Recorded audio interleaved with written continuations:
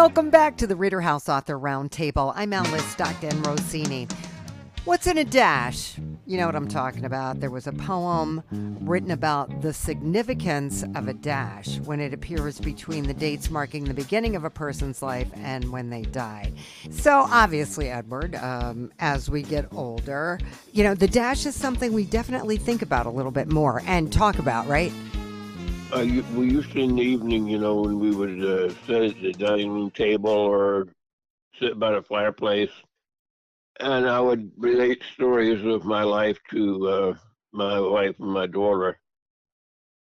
My daughter would encourage me to write the stories down because and my wife said it'd be a shame to let those stories go,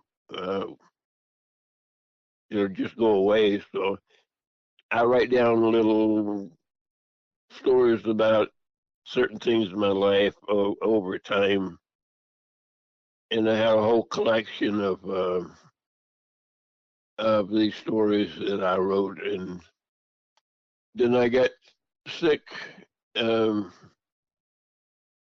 suddenly and ended into the hospital, and was almost passed away.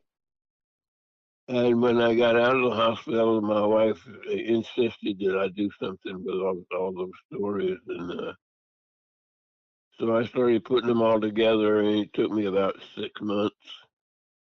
And then I turned it into a book, and then looking for something to name the book, I heard something about, a person's dash. And so I played with that, and I came up with that, Welcome to My Dash. And then I found out later that some woman had written a poem about it. Right. And people use that at funerals and what have you. Right. But it was, the title and everything came out of my own thinking. And then, I don't think you can think of too many things to write to now that today that somebody hasn't used, sometime or another. Well, this is your dash, but your dash is not complete, obviously, because we're talking. The dash comes between when you were born and when you die. And thankfully, you're still here. So this is your dash. Right. So you have some pretty interesting stories to share. Can you share one of them with me? Oh,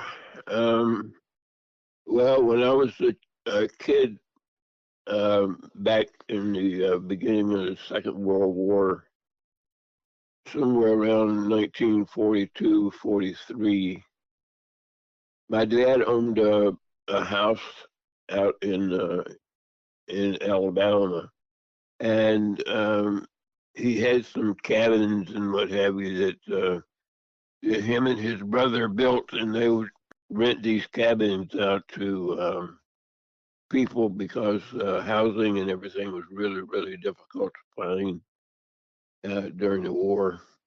And then he had chickens, and he raised chickens because it had eggs, and then you could eat the chickens and what have you. So that made it better for our family. But we had a problem with rats.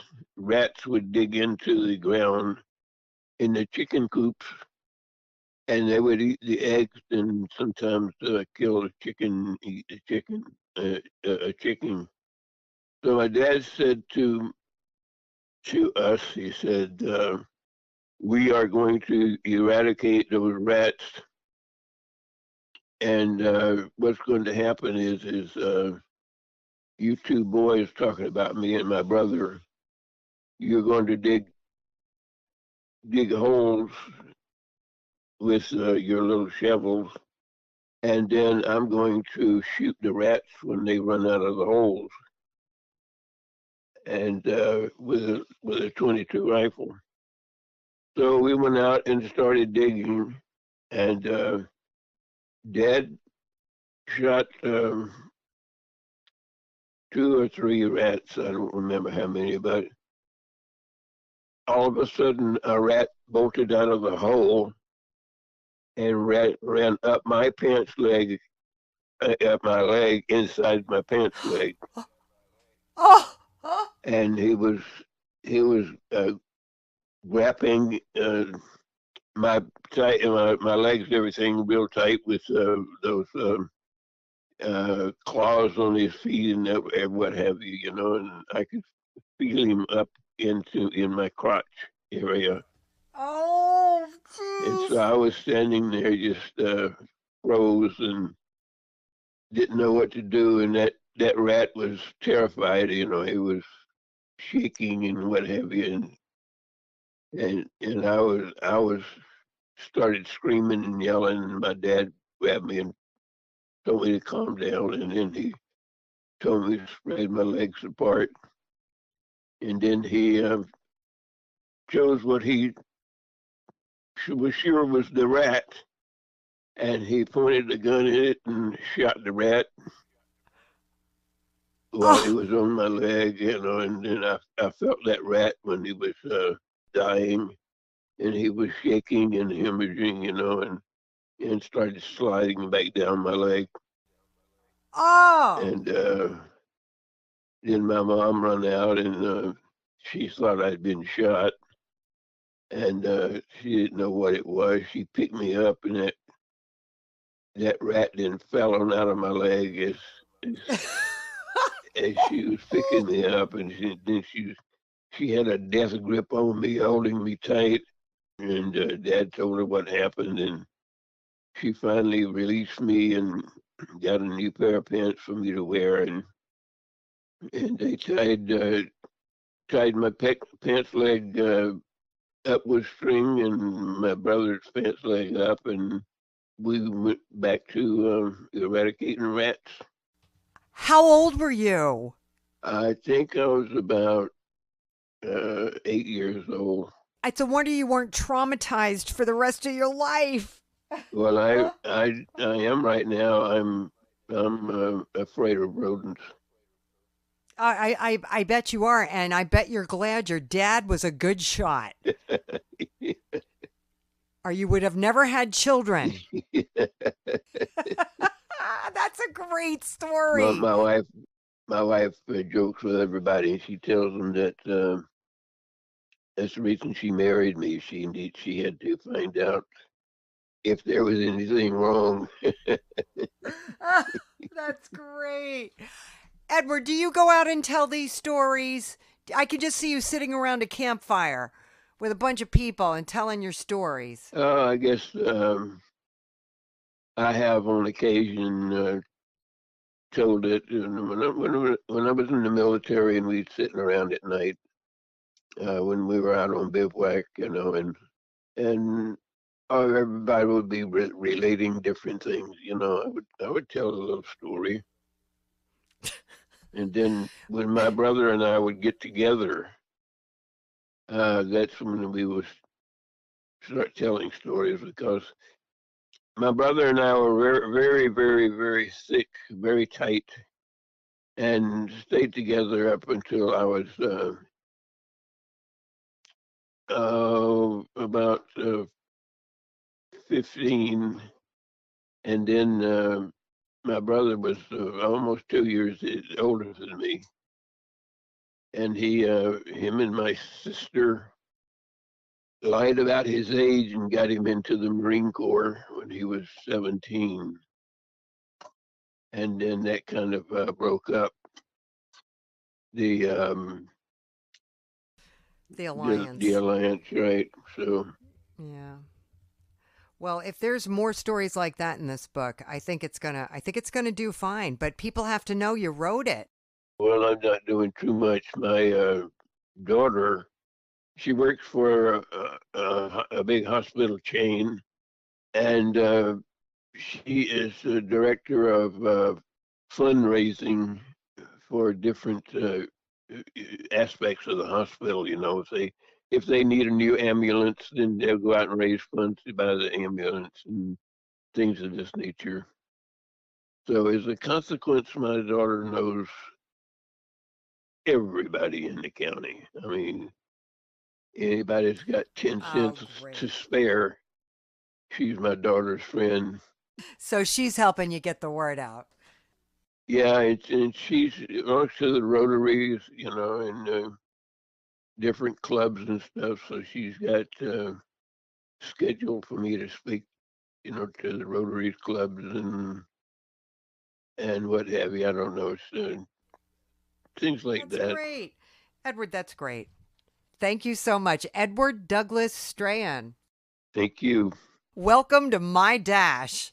Thank you very much. Albert Parnell is the guy nobody thought was going to amount to a whole lot, but he proved them wrong in a big way. The name of his book, On the Road Again, A Truck Driver's Highway to National Trial Law and Business Success. That's exactly correct. Yeah. Well, surprised me mostly. I guess you've done a lot of writing over the years, Well, right? well, no, I've never been a writer, actually, except from the standpoint that as a lawyer, Yeah. I had to do certain writing, but it was never instinctive. It was always related to the case I had Yeah. or something like that, but it's not anything original except for the developing the content of a legal brief or something. Okay, so your synopsis starts out with 82 years ago. So I suspect you're about 82. 83. Was it just time to tell your life story? Well, actually, I'm a trial lawyer, and my trial lawyer was different. Most of the people if they born in Bronx, they practice in Bronx. Not me. I've tried cases in 35 different states. Wow. And so I was for 40 years, I was on a plane and gone 250, 300 nights. Whoa. So my two principal reasons was to tell my children and my grandchildren what I did because I was never around. And also maybe to ignite people who didn't have anything to achieve something. I mean, we didn't have any money, and my parents, who were lovely, wonderful people, but they didn't have any dreams or vision. And so it's just something I learned day by day. Like my first full-time job, I was 7 years old in the second grade. Oh, geez. And I've had a full-time job ever since. In 1959, I was 17. I graduated last in my high school class, had to get a job. I lied to get a job as a tractor-trailer driver, never driven one in my life. And my second job was to drive to Northport, Long Island, and then unload and get into New York City. And I wound up in 1959 in the middle of Harlem at 10 p.m. Oh, boy. How'd Yes. that work out? When I pulled into Harlem, there were two black guys that came up to me and said, "What are you doing here?" And I said, "I need a place to park my truck and hire two people to unload tomorrow." And he said, "Park there, we're it." That's awesome. And then, my partner, later on, we had a party in New York for 40 years every Christmas at the Plaza.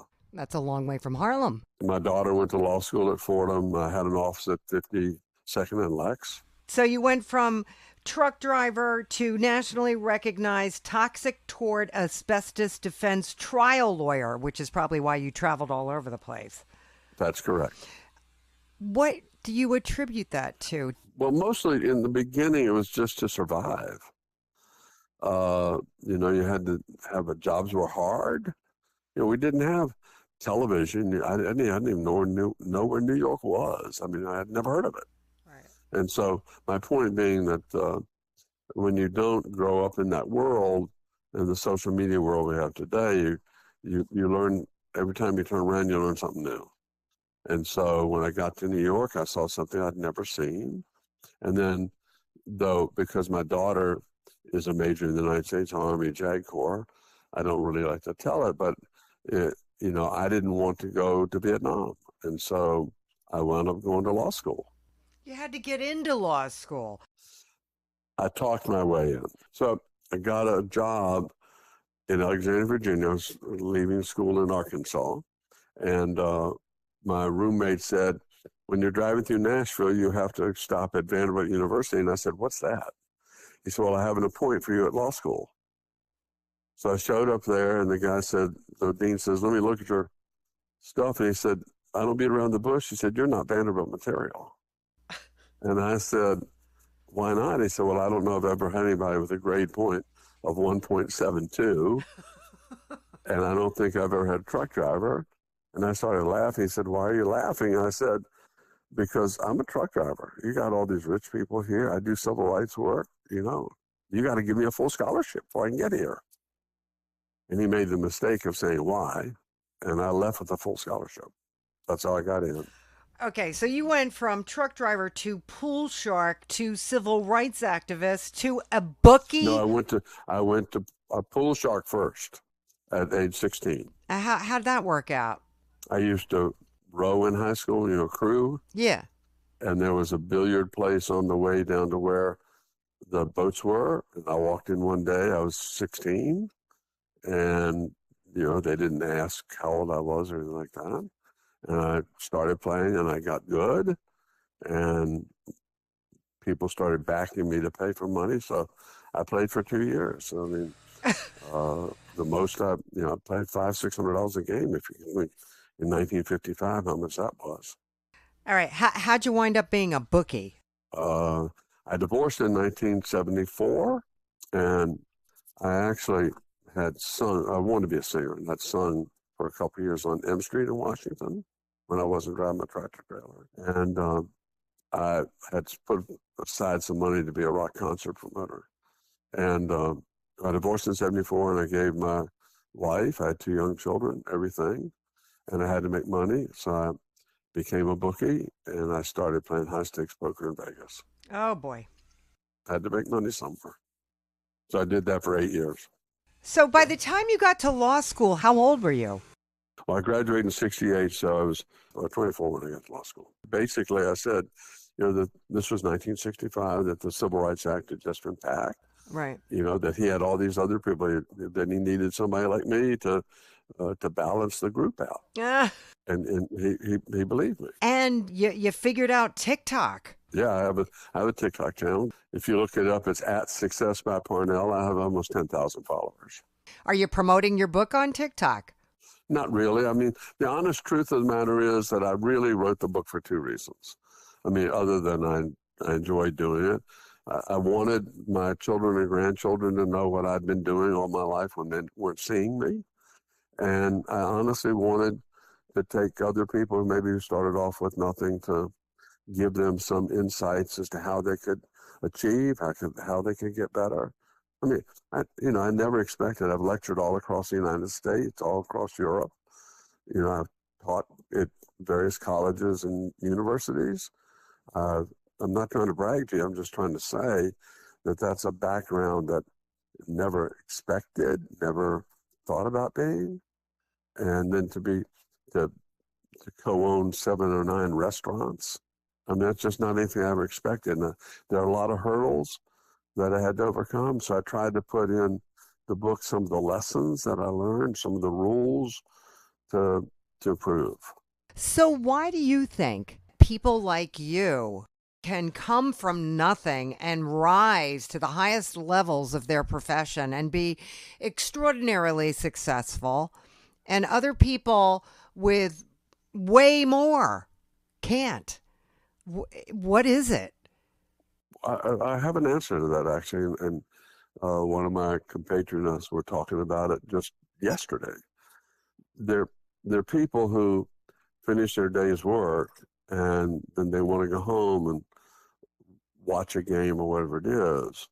The difference is always wanting to improve. So, for instance, I always went out every night to try to find somebody to learn something more about. I always meet somebody who could give me a new path, a new vision. And then always, as I've always said, you know, 2 roads diverge in the yellow wood, and I took the road less traveled by. I almost always took roads that people told me not to take. You know, because people can't risk. Yeah, they're afraid. They are. That's They're right. afraid. You can't be. If you're gonna succeed, you can't be afraid. And you have to trust that if you fall, you're gonna get up, because it's not how you fall, it's how you get up. So it's not being afraid to fail because you're not if you do fail, you're still going to find a way to move forward. Albert Parnell, author of On the Road Again, A Truck Driver's Highway to National Trial Law and Business Success. Nice to meet you. Thank you so much. Oh, you're more than welcome. I've enjoyed it very much. A retired police lieutenant from Las Vegas, Kasey Matthews Johnson, set out to write a personal memoir, but it became something you could only describe as from another realm, dictated to her from beyond. The name of your book, I Am Seraphim, the sequel, and Kasey, it's not at all what you intended. So last January, I began what I thought was that process, but it turned out it was not that process. I wasn't going to see that all the way through because something started happening to me when I was sleeping. And I started hearing a voice that was incessant, that was repetitive and pushy. So I'm an amateur writer, if that. My books, the 2 books that I created as a result of what happened to me, are kind of amateurish. But there's a serious story there. And it's one that I risk looking crazy to write. I risk my anonymity, my privacy. I'm a super private person. And the memoir that I had planned on writing was going to be crafted in a way that I was comfortable with. These 2 books that I've written are very uncomfortable. They're going to be extremely controversial. I know this. It should be 1 book, but I didn't understand when I started the first book that there was even going to be a second book. And when I started the second book, I didn't understand what the ultimate message, it's a heavenly message. I didn't know what that was going to be. And I didn't even know that was going to be in the book because it kept happening. This kind of like information download. Kasey, who's talking to you at night? What's going on? Weird thing. Weird. I've just been retired and living in the country, raising cattle and honeybees. And, I started hearing this voice last January. I turned 50. And I started hearing a voice telling me she was an angel. And I didn't know the Bible, mind you. I don't know if you're religious or not. I was not religious when this started. I had no upbringing in the church. We never went to church. We never talked about religion. We never talked about God or Jesus or anything. So I was going into this pretty blind. But I started hearing this voice, this incessant voice saying, I am you and you are me. You must give me a name. I am your guardian angel. Okay. That's how it started. Yeah, that is how it started. And it kept happening and kept happening. And when I say things were repeated to me, because I was sleeping a lot of the time, and then it started progressing into my waking hours as well, things were repeated to me hundreds, if not thousands of times over and over again with this urgency you need to write this down. You have to remember it for the book.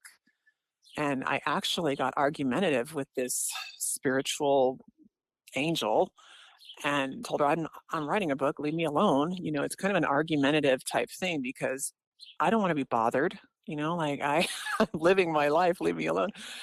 But it was just so unbelievable. And I couldn't believe it was happening. And I'm trying to hide this from my husband, my family, and keep doing the things that I do normally, but I'm hearing this and I didn't know what to do with it. What's so important that has to come out? The message. Okay. So this is what I was told, and this is why the information download kept coming, and I was being told, no, you have to write this book. You have to write this book for humanity. And that was the term used with me over and over, for humanity. It's artificial intelligence, which I know zero about. I've seen Terminator, and I've heard commercials, about AI on the station where my husband watches the market a lot. Everything is AI now, but I am not an expert in this area. I know nothing about it. I don't intentionally use it to do anything, but it's about AI ending. I was told AI will end humanity if they don't stop it right now. And there's a timeline that was provided to me that's a very short timeline. And so I ended up writing it in this book, and you can tell like my my anxiety level just goes through the roof because I know I'm going to be attacked. I was told I'm going to be attacked by this angel. I was told to prepare myself for the controversy and the what would take place as a result of this information. What's going to take place? I think people will be a little fearful, a lot fearful, very panicked. I've already started to get kind of attacked. I've tried to go on sites like Reddit just to talk about it a little bit, because in a sea of 50 million books, how is this even going to, bubble up to the top where people understand that this is a pretty significant message. It's not anything I'm making up. I don't want this kind of attention. Well, what are we supposed to do? I mean, AI is a reality. Yeah. AI is but it's still programmed by humans.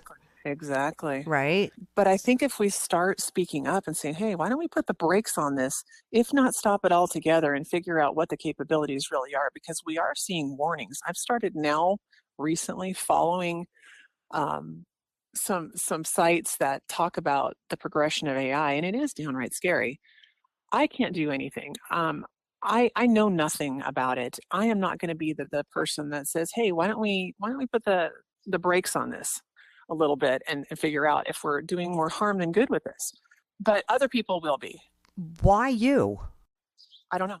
And what are you supposed to do now? Are you supposed to go out and do author talks? Are you supposed to go to every bookstore?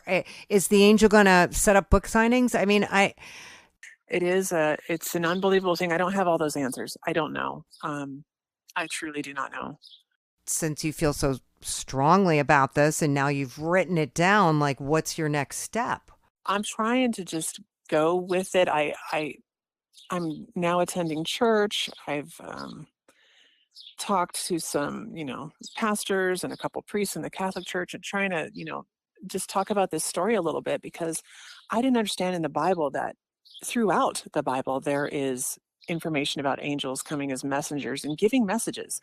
Noah's Ark, famines, putting blood on the doorposts because of Israel's children. I didn't know any of this. Oh. When I started this book, but now I know, okay, this is in the Bible all throughout it. So why I am being attacked already. People are very hostile. People who don't know me are super hostile. Well, how are they finding out about the book? Because I'm talking about it on Reddit. I just started 2 days ago. I mean, I've done a little bit on my Instagram page, but I have a very limited following. I'm not the most outgoing social butterfly in the world. In fact, I avoid those things. I don't like it. I mean, I am super introverted, and I left Vegas and that lifestyle and that chaos for a reason, because it exhausts me. So this is not anything I want. I don't believe that that's my plan. And I was told repetitively when I asked, why do I have to write this book? I got 3 answers. They were the same answers in the same order every single time, hundreds of times. Why do I have to write this book? Because you're strong. Why do I have to write this book? Because you're chosen. Why do I have to write this book? Because you can write. Well, I can write a little bit. What's the worst that can happen? Oh, we can have riots, people getting upset about the use of AI, or they could attack me in the street. There's a lot of different scenarios I can make up in my head and just like not want to deal with. But I know the information is pretty serious and it's frightening. So I don't know what that creates in other human beings. For me, I want something done about it. Can we at least agree that maybe this has potential to be ugly for humanity if we allow this to continue? And what is the harm in putting the brakes on? I don't see a harm in that at all. Yeah. But I'm not in charge, and we have people in charge that hopefully will get this message. That's pretty intense. And who is Seraphim? The name of the book, I Am Seraphim. So I go over this, and this was happening. A lot of conversation was happening over and over and over again. And that was one thing that we talked about. I had to give her a name. And I'm like, okay, so I used to like this little angel store in Las Vegas, and they had these Seraphim porcelain angels. And so I ended up naming her that, but she kept telling me, I am you and you are me. I am you and you are me. You must give me a name. So, okay, Sarah's going to be your name, and Sarah Femme for short. So Sarah Femme for short is actually her whole name. That's how it came up. That's how the title. I mean, I knew the title before I even wrote one word on the page. It's almost like there was this takeover. Like she tried to just really immerse herself in my consciousness.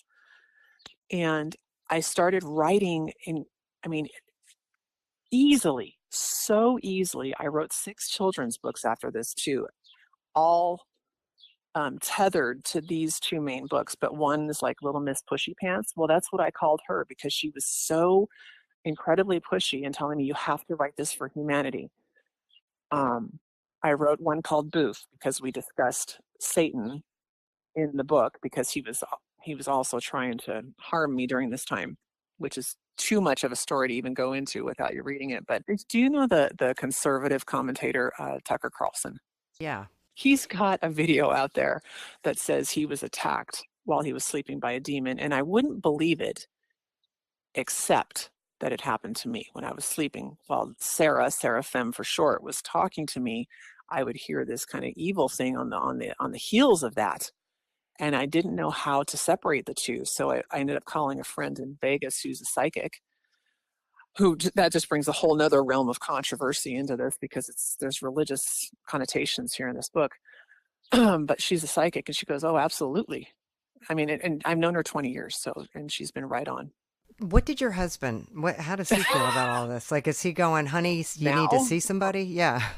No, absolutely not. Because, I live with him. He knows that I'm normal. He knows that, nothing's changed, but he does understand during those 2 weeks when I was trying to figure out what the heck is going on here. And until I talked to my friend, I didn't understand what was happening. He's fine now. He doesn't really want any publicity or anything like that. But I also understand that I kind of have a responsibility here to get this message out.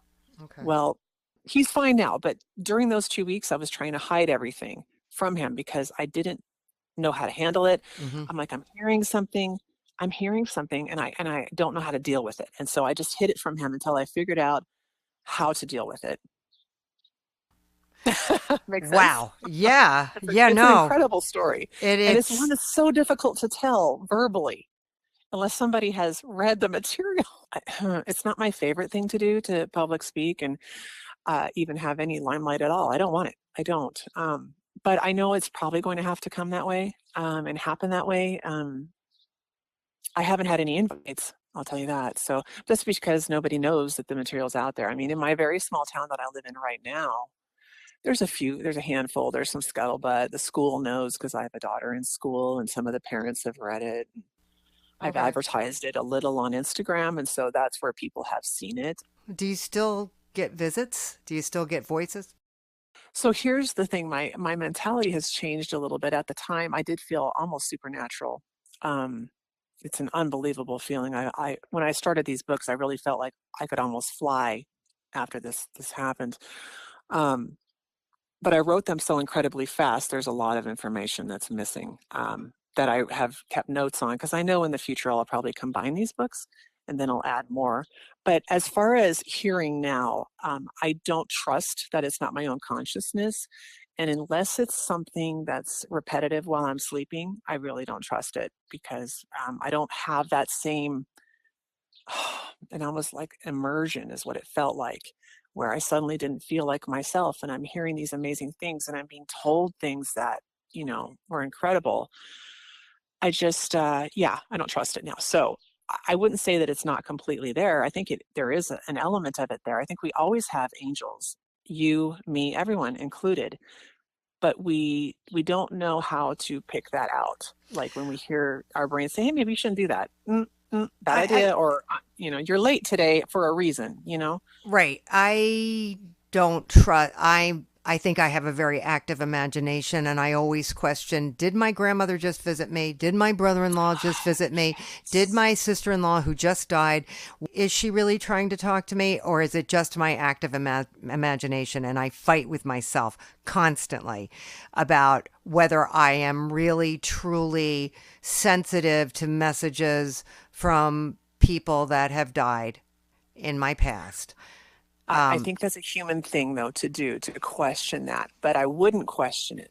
I wouldn't, based on what's happened to me. Don't question it. Just like look up, say thank you, and move on, because they never truly leave us. And I know this after what I've been through. Yeah. And anybody telling me this story, I would have thought, you know what, you're crazy too. And if anybody had told me I would have written these books, yeah, no. So it is shocking to me too, but here I am dealing with it. All right. Well, thanks for talking to me, Kasey Matthews Johnson, author of I Am Sarah Femme, the sequel.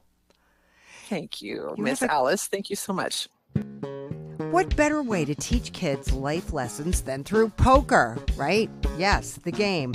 Luke O'Brien gives us the deal in his book entitled Smart Ace. I like that the S in smart is a $sign. Nice touch, Luke. Yeah. It looks like from your synopsis that you wrote this for your daughter. Yeah. And you say that you had some regrets in your life. Sure. I wish I had some. I have none. Everything was perfect in my life. Sure. And so you decided to write a book to teach life lessons through poker. Yeah. Yeah. How did that happen, Luke? I just like to play cards a lot, and in my single days I play a lot more than of course I can now, but things always just come up where you're playing and you think, well, there's a life lesson, right there, the way someone acts, or just little things like hygiene, to you get more serious into things like, how much time do I want to spend doing this, and how much money do I want to have out there, that kind of stuff. And you always kind of think that, I should write these things down, but there's really no reason to, so you never do.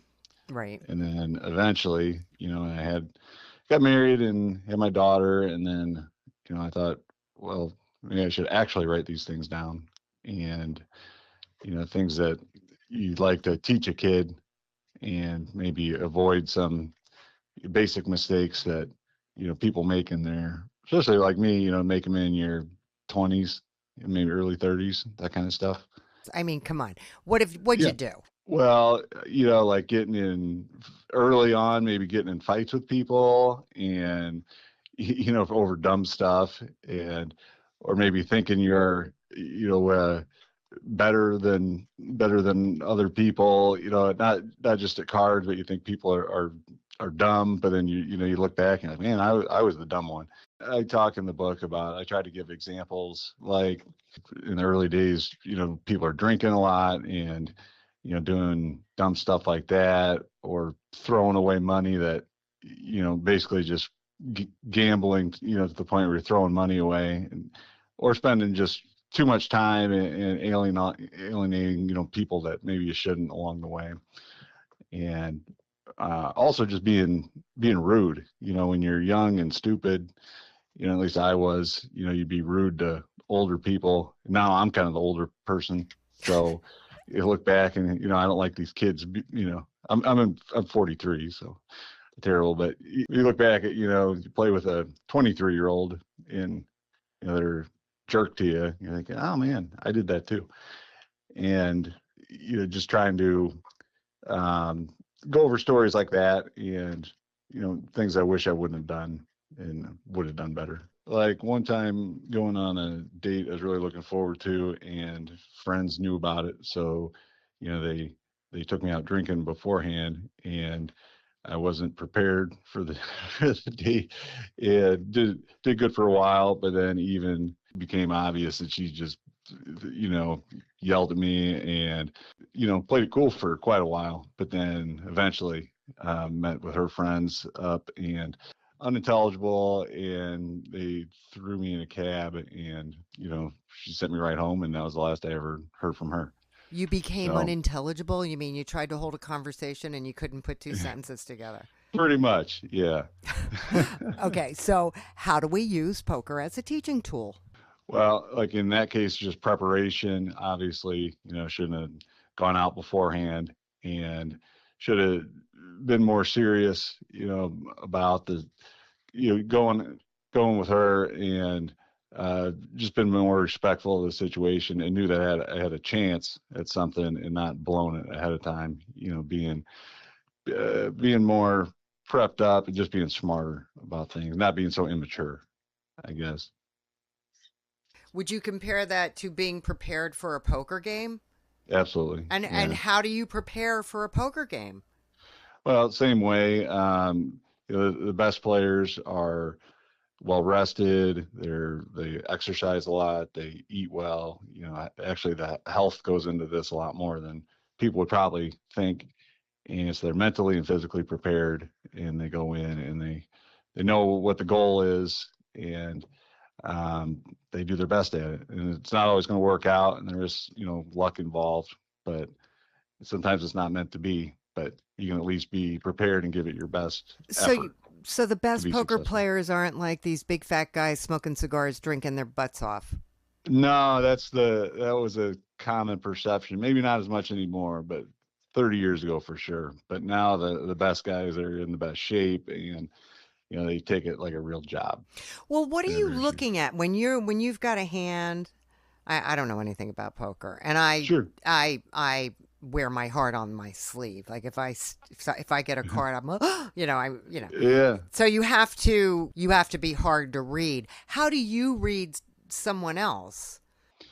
Yeah, and I talk in the book a lot of when it comes to poker specifically, and you watch the movies, and there's always like, oh, this guy's got a tell, so they call it. When like with you, if you get real giddy, when you look at a card, it's like on TV where then everybody knows what you have. But if you're in the real life, just like if you're at a business meeting or something, it's more not that obvious. It's more about people's patterns, how they talk. In poker, it's like how they bet. If a person has a particular pattern that they put a lot of money out there all the time, or if this is just this one time they do it, it's a different pattern for them. And things like that you pick up on how someone plays, and how they interact with other people. A lot of that applies to the work world as well. But if you're meeting somebody for the first time, like if you're going out on your first date, there are no patterns. Well, the better you get at this stuff, just in a quick introduction, you can get a pretty good read on people. Are they looking at you directly? Do they say a lot? Do they make small talk? Do they are they looking at the phone a lot? How much attention are they actually paying to you, or to the game, or to the meeting, or to the date? Things like that. So it all goes into, I guess, reading people, trying to pick up, and a lot of that is just paying attention and listening. And most young people like me, you don't listen a lot, you don't pay a lot of attention, you're more worried about yourself, and you can actually learn a lot more just by observing other people. How old's your daughter? 2. So Yeah. So you're reading Smart Ace to her, like before she goes to bed at night, trying to get her a leg up. Yeah, the idea behind it, it's grim, but it's always, well, if something happened to me, then I like the idea that she could go on an Amazon or somewhere and find this, and it's all the things that I plan to teach her, but if I'm not around, I don't want to just be lost, so she can go back and read the book. That is so sweet. Yeah. So that was kind of the idea of actually writing things down and not just waiting to, hey, I'll tell her in 20 years. Any desire to actually sell some books? I mean, are you out talking about it, taking it to poker games? I mean, what are you doing? Yeah, when I was writing it, the ideal market for buyers of this is, I've played with a lot of parents and grandparents of kids that are, in this age range that would actually, I could see them buying the book for, their kids or grandkids. Mm-hmm. And the actual readers of the book would be people in their, say late teens, 20s, early 30s kind of thing. And it's a real quick book. I call it like a book for the TikTok generation, because I know the attention span, it's hard to read, War and Peace for a 25-year-old. but online stuff. And I've been in contact with poker podcasts and things, and sent books out and trying to market that way and see if I can get on more of that poker related content. And stuff like this is nice to talk to you and talk to someone on it. Are you going to keep writing? Yeah, I don't have anything in the works, but it's a good experience. I think it takes a lot longer than I would have thought, and probably most people think. Yeah. Just this probably took me a year, and it's a small book. So, It's okay. and a lot of that is just being busy with life, life stuff, work stuff, family stuff. Yeah. And so same for everybody else I know. All right. Luke O'Brien, author of Smart Ace. Thanks so much for talking to me. Thank you, Alice. I appreciate it. Have a good day.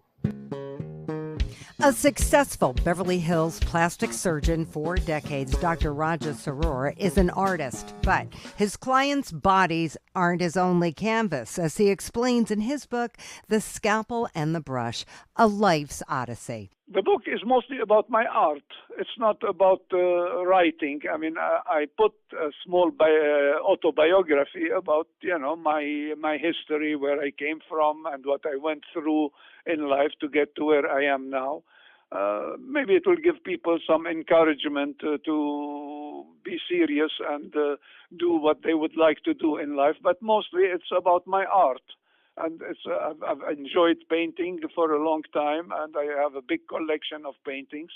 And I wanted to bring attention to the paintings and encourage people that students or little older people, to take a paper or a canvas, a brush or a pen, and do some artwork, because it's very creative, very relaxing, and it will make them feel good. Is what you do for a living a form of art? Well, sure. It's art enters into everything that I do.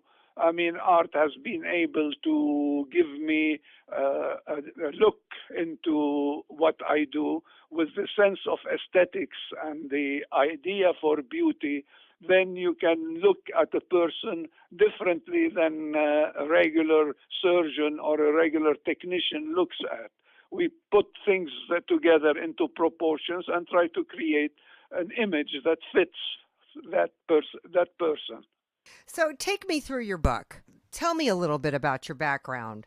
Well, my background, I was born in Lebanon, and I studied at the American University of Beirut. That's where I became a doctor. And I did a specialty in surgery, and then came to New York and specialized in plastic surgery. And after that, I came to Beverly Hills and started my practice. And I've been here since then at the same location. So have you always been an artist along the way? Yes, I've had an interest in art since I was in school, and we had an encouragement from our teachers and gave us some projects, and that's where the interest started. And then even in medical school, I used to do illustration for the medical magazine and do caricatures of my teachers at the hospital and make fun of them, and they enjoyed it. They liked the idea. And then afterwards, it became sort of like a hobby and a necessity. Wherever I lived, I wanted to decorate my apartment and my house eventually. And that encouraged me to do more of the paintings. So how would you describe your art? Contemporary. I mean, it's I don't have one style. If somebody looks at my book, they see different styles, different subjects. I have a black and white, I have colored, I have religious paintings, and I have nude paintings. So it's a mixture of everything that comes into my mind at the time when I decide to sit and draw a painting. I get an idea and then I put it into shape and work on it. Do you sell it? Well, not yet. I'm looking for it now because I have produced, even since the book came out, I have painted about 30 new paintings and a big collection, which is very well received. And yes, I want to sell them because what am I going to do? I have over 250 paintings now. Where are they? In your basement? No, it's mostly in my clinic. I mean, I have a big part of it. I mean, I have a nicely decorated, and mostly my house. I have a big house, and it's all on my walls. And now it's no more room to put it on the walls, so it's sitting in closets and against the wall. So that's why you wrote this book. You got to get rid of some of this stuff. Absolutely, I want to sell and be treated now as an artist because I'm retiring from surgery. Mm-hmm. So that would be for me an enjoyment, but also a source of income. You say you want to inspire. That's right. I want to inspire people to take up art. I mean, it's a nice hobby, clean and relaxing. And enjoy. Some people spend millions of dollars on a painting and sit and look at it. And it gives them maybe a serenity and a peace of mind and forget their daily grinding and difficulties and feel good. Do your patients know that, this is the next step in your life? This is your next passion that you're going to pursue? That's right. This is the next interest. I mean, as a surgeon, there is a time when you have to hang it. I mean, it becomes physically demanding to work as a surgeon. So art, so far, the hands are good, the eyes are good, the mind is clear, so it gives me a new outlook on producing art and hopefully make a living out of it. Well, what I'm saying is, do your patients know about your artwork? Oh, yeah, sure. They all come. They see it. It's all over my clinic in the walls, and they rave over it and and ask me, okay, do you sell your art? So far, I have said no. I haven't sold any. I haven't wanted to sell. But right now, things are changing. And I hopefully with that book, it can get me some interest or some connection to some art representative that can promote a show for me and promote my art. Is your book on display at your clinic? My book, it is in my clinic, yes, and I do give sometimes a copy of what I received to some of my patients. I'm having now, you would be amazed how many phone calls and emails I'm receiving from different companies that are offering to promote my book. Really? For a fee? Yeah. I mean, many, I would say over 20, 25 offers. They call, and I don't know where they got my cell phone number, my private medical emergency number, and they call on that number, and we are so and so, and we'll show your book, and we promote it. We would love to promote it and to do this, and pay us money. Are there like galleries near you? Well, there are galleries, no doubt about it. Yeah. But, you have to find the right people that are interested in it. And, I'm not the only artist around. There are hundreds and hundreds of artists here that are displaying their work in public places when they have an art show. They have big art shows here in Beverly Hills. And they erect tents, and hundreds of artists come and display their work. At that stage, and I haven't done that.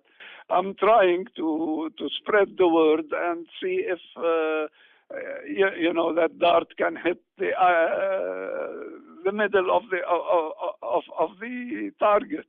Get somebody who would really promote me and be an agent. All right. I wish you the best of luck. Dr. Raja Srour, The Scalpel and the Brush, A Life's Odyssey. Thanks so much. Thank you for calling, Amy.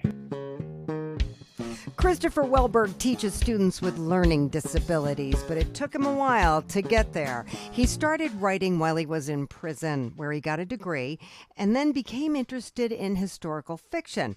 And that brings us to his book entitled Partners. Christopher, do you mind talking about how you wound up behind bars? I was incarcerated for armed bank robbery. I started out as a college student, going on the right path and everything, and ended up going down the wrong path. How many years were you behind bars? 16 and a half. Jeez. Yeah, and I just got out a couple of years ago, but during that time, I got the passion for teaching inmates, with learning disabilities and people with no job skills. So while I was behind bars, I taught inmates how to read, write, fix small appliances, those kinds of things. That's what you call making the best of a bad situation. Yeah. Did you write while you were in prison? Yep. It started out as basically some small ideas. I read a lot while I was in prison, and so I looked at some of these novels, and I found some interesting things that I thought I could write about. And then one day, my father said, "Why don't you write about the family history?" So I thought, okay. So he would send me information about the family history, and I started writing that. But unfortunately, he passed away, so nobody but he and I wanted to read about the family history. So I turned it into a work of historical fiction. Your book sounds like a Western. Yes. And your main character is Wiley. Yes. Okay, he's a Civil War hero who gets promoted at the end of the war, but he didn't grow up in a higher society. He grew up in a lower society, and when he gets promoted into the officers' corps, he doesn't understand the unwritten rules about being an officer and a gentleman, and he violates these rules and gets court-martialed for it. In doing so, he's sent down to the horses' stalls to guard the horses' stalls, where fortunately he sees a mare that's in trouble giving birth, and he saves the foal. And he saves the foal, and he names the foal General Sherman. And they become good friends. Later on, he falls even further and ends up in a prison camp. And while he's in the prison camp, he notices a group of cavalrymen riding by, and he sees General Sherman under a general.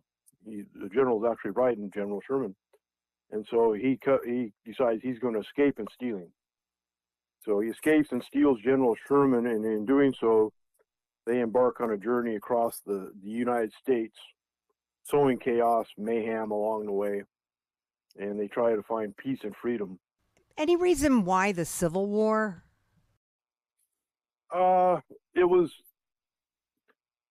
a good starting point, because you see a lot of books where you got the Jesse Jameses and stuff, where the Confederates come out of the war, and they're these become gunmen and bank robbers and train robbers, and you could see how they're going to go down the path of evil.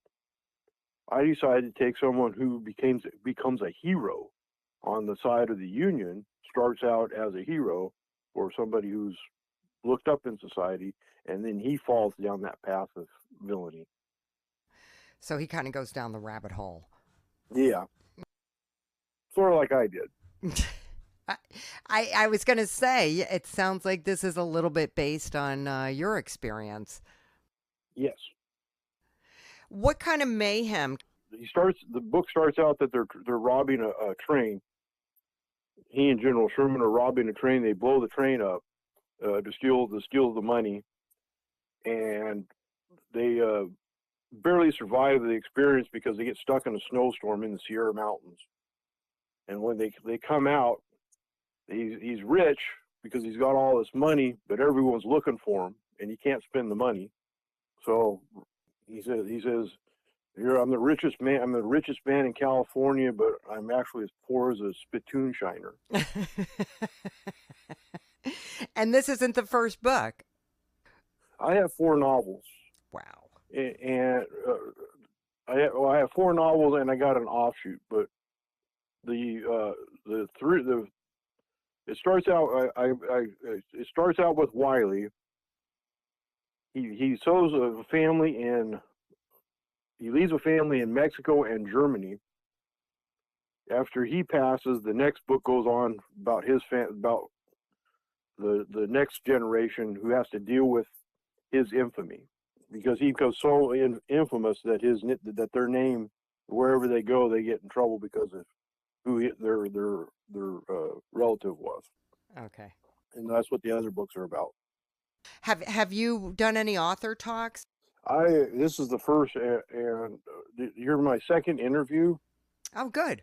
I've been working on it, but I haven't really figured out how I was going to promote it. One of my problems is I'm still on federal probation till next year. Okay. And so I'm limited as far as travel. Well, start where you are. I mean, yeah, you certainly are a story of redemption of a guy who went to prison. You paid your dues, you came out, and now you are contributing to society. I think that's a story right there.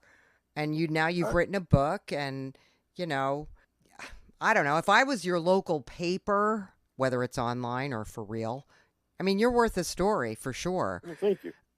Talk to kids, go to the high schools. You know, you found yourself robbing a bank and, you know, involved in armed robbery. And gee, look at you now. Are you working in a school now? Yes, the private school right now. Could you do a book signing there? I'm trying to talk to some people about it, but I would like to go down. I was working 2 jobs. Mm-hmm. When you're first coming out and being a teacher, you don't get paid a whole lot. And San Francisco's expensive. Mm-hmm. So I was working 2 jobs till I got enough money to get this book published. So I got this book published. Now I'm free on weekends. Okay. So I was thinking about going down to the library and promoting and stuff. Okay. Well, good luck, Christopher Weilburg, author of Pardners, not to be confused with Partners. Pardners. Thanks so much for talking with me. Thank you very much. Have a great day. Vance R. Farrell ended up working with autistic children and mentally disabled adults after he received a BA in English and creative writing in college. Somewhere in his 40s, he decided to reset his life, and you say that included putting together all of the stories you wrote since high school, and that led you here to the publication of your book, Finding Oasis. So what'd you come up with, Vance? There's all these different unique characters that all come together in this small town called Oasis, which has all these secrets that become driven to the surface, if you will, because the government is trying to sedate. They're cordoning off this little town, and they're trying to sedate the town so they can figure out a new way of doing war instead of killing people, of sedating them. But in doing so, they bring out all the evil in the past that's been lurking beneath the surface of this cute little town. And so the people that have made this kind of unconscious pilgrimage to the town, and all the townspeople get together, and it's good, it's evil, and there's questions of faith and religion and what's right and wrong, and there's a lot of people sitting on the fence. I call them fence sitters because you're not sure if they're good or bad until you get further into the book. So you have to kind of read that. Blah, blah, blah. Okay, so we're in the foothills of Appalachia. Yeah. See, it starts off with like little narrated stories. You're like, how does this clue together? But you'll find at the end of each story, they all end up going to an oasis, but there's different situations. Like there's a little girl she's just born and comes home, and she becomes very intelligent at a very young age. And then she crashes and becomes severely autistic, and it tears the family apart. And then that was like 12 years ago. So now you go to the present time, and when the townspeople, she comes out, she's considered the light. You kind of got to read it to understand her role in the whole thing. The next person is Detective Greg Walker. He's come across a couple grisly murder scenes, and one of them you go through. It's kind of graphic. So they send him to Oasis with his, to go relax with his parents. So that's how he gets to Oasis. And then Carla's Revenge is about a 17-year-old girl who was kidnapped and forced into prostitution, and she's having the worst day of her life, and she has to survive. And I won't tell you any more about that because it'll be ruining it. But the overriding theme here is somebody wants to drug everybody in town. Like, what's going on? Okay. Well, here there's a guy named John Fisher. This is another chapter before we get to Oasis. He's a chemist. He's a high school drug chemist, and what he's done is he takes marijuana and he puts different chemicals on it, and he sells it to people. But the chemicals help with like anxiety and depression and paranoia. You know what I mean? So he's coming up with these new concoctions, and his girlfriend's selling them. But unfortunately, the government found one of his things that really sedates people. And so they figured, we'll get these guys to make us mass quantities and we'll practice sedating a town. So they were going to use that. So they kind of kidnap John Fisher and Karen Toffler, and they have them make this concoction, and then they go over in blimps over the town, or in the biplanes that kind of spray stuff down on crop dusters. Okay. And when it does, all the good people of Oasis smell chocolate chip cookies, and those with evil hearts smell darkness. And so that's how you kind of see who's who, and then some people are just in the middle. What's the purpose of drugging these people and finding out like who's evil? And they were using them as guinea pigs, kind of, and which is against the Geneva Convention, by the way. But they were using their own people as guinea pigs because they figured their thinking was, we'll sedate the town and then just walk in and take over, and if we can do it there, we can do it in any foreign country, so that's their thinking. But when they get to the town, they find out all this darkness that has been brewing beneath the city is coming to light, and it kind of ruins their whole thing, their whole kind of operation, so to speak. Okay. So you wrote this book, you said, 8 years ago? Yeah, but because I put it out on my own, they couldn't put it into one book. They could only put it into 2 books. So everybody thought it was a series, like volume 1 and volume 2. And it wasn't a series. But I thought, because everybody thought it was a series, I would put it out on Kindle in like 4-chapter bits. But then I had to go back to work. I needed money, and I didn't follow through with marketing my book or advertisement and stuff. Okay, so this time around you went with Fulton Books, and how's that going? They've been doing, like, I had an interview last week that was online, like a Skype interview, and now I'm talking to you.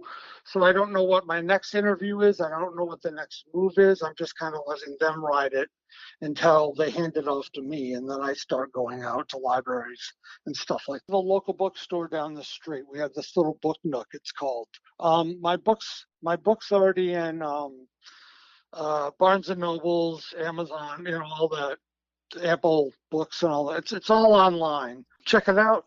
All right, Vance R. Farrell, author of Finding Oasis. Thank you so much. Thank you for your time. I appreciate you calling. Stanley Wood resides in an assisted living community where, after a long career as a contractor, he can finally focus on writing. He's now accomplished one of his lifelong goals, and that is the publication of a trilogy based in part, you say, on paranormal studies that you did with your wife at one time. Mystic Traveler is your follow-up to your first book, Mysteries on the Side. So give me kind of an overall idea of what the series is about, Stanley. Yeah, it's just about a guy that instead of just astral projecting, his body actually leaves where he's at and goes into different dimensions through a portal. Nice. It's strictly fiction, believe me. But was it something you always wanted to do? Like, where'd you come up with that? I guess my background a little bit. We belonged to parapsychology and studied Edgar Kasey and things like that when we were young. That must have been fascinating. It was. So where do you leave us at the end of the first book?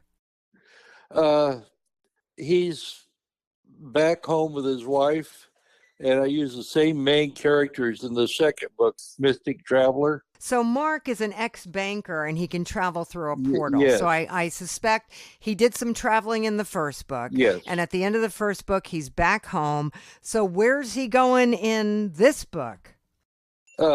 He goes to various different places. Goes into back in the Old West and has different experiences like that. He becomes an FBI agent in this book. Yeah, but that's when he's home with Kathy. That's his wife. Yes, and when he travels and leaves, he's alone usually.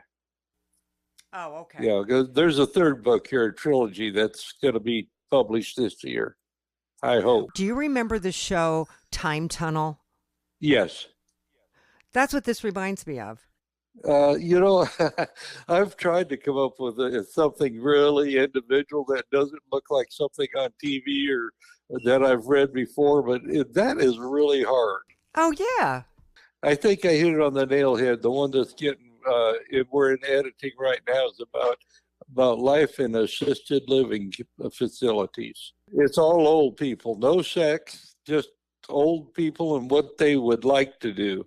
It's fiction also. I have heard that there's some pretty active older adults in these assisted living places. That is what I have heard. They're not like my characters.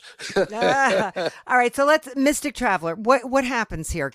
He does go back in the Wild West, and he's working for a mining company, and they get attacked, and they realize that he is really a good shot. And he helps them get out of it. He was just a miner at that point, but he was in the office with another fellow, and he shoots their way out of that. Who does he get attacked by?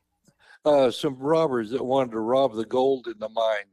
So does he leave there and go somewhere else? No, he actually meets another woman there, and they become a couple. He never knows when he's going to go and when he's going to come back. He has no control over any of that. Does he go through the same portal every time? Yes. He learns that if he prays, that he can stop that from happening, that he might just astral project, but he doesn't leave with it. And he's really in love with his wife. When they're home together, they're really a great couple. But they drink a little bit, and he forgets sometimes, and that's when he takes off. And sometimes he's gone for years. Wow. So now there's a third book. Where do you leave us at the end of Mystic Traveler? Oh, he's back home with Kathy. He always winds up home with Kathy.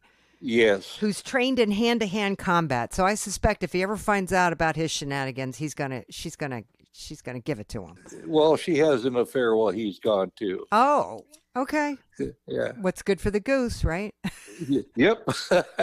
Well, he's gone a long time, and she doesn't know when he's going to come back. So in the third book. They actually handcuff themselves together because she knows eventually he's going to leave. So they handcuff both their hands and their feet together when they go to sleep at night, and they end up both leaving. Oh, so now they're both in a really weird place. They're not in a home or in a place where they are doing anything. They're just survival. They're in a really mysterious place. Wow, you're one creative mind, sir. I've been told that. I just wonder, you're in an assisted living home, which means there's plenty of people there who are able to read books. Do they let you do book signings there? They would, yes. All right. Stanley Wood, Mystic Traveler. Thank you so much. Thank you.